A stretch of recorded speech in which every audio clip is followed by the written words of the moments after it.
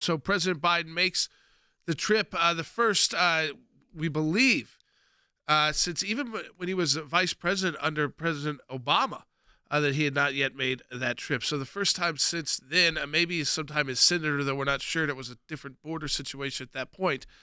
So he makes the trip. He goes to El Paso.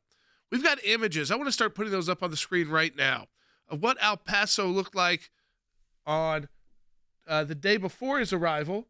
There's all the people in the streets. And then 2 days before his arrival, and then the day before. So they cleaned up the streets so it didn't look like the chaos that it actually looks like every day. Yeah, I mean, you look at that center.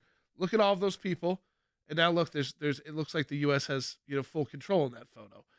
This, again, is one of the issues people have, is that he did not actually see the border as it is, but instead, as Governor Greg Abbott of Texas said, went down for a photo op, but not a photo op to show how bad things are at the border, a photo op that made it look like things are stable. Now, he has issued policies, and Greg Abbott has also, he delivered a letter to President Biden. He said, this is what you've got to do to really secure the border and help us here in Texas. Yeah, it's interesting because he said, here's the 5 things. Number 1, he said, you must comply with the many statutes mandating the various categories of aliens shall be detained.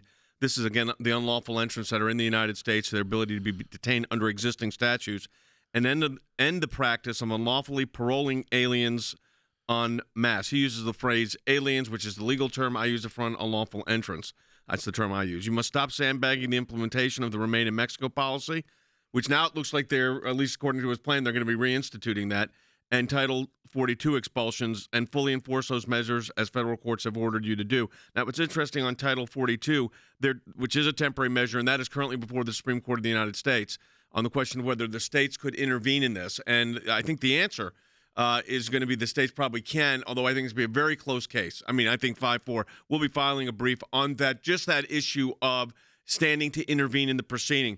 But if the president puts forward these plans that he's talking about, the need for Title 42 is going to dissipate significantly, because under Title 8, with enforcement mechanisms, you could do the same thing, which is expulsion. In other words, if you come here lawfully, you're not an unlawful entrant. You're not an illegal immigrant, as some use that phrase. You're going through the legal immigration process. But if you're here unlawfully, if you're an unlawful entrant, well, then you get removed, which is the way it should be. And then Greg Abbott also said you must resume the construction of the border wall. And I noticed in some of the pictures that they had in some of the video coming out of El Paso, they had them next to the wall, the border wall, which looked clean and protective. I mean, look at that. The border wall he opposed. He opposes that, but that's what's working.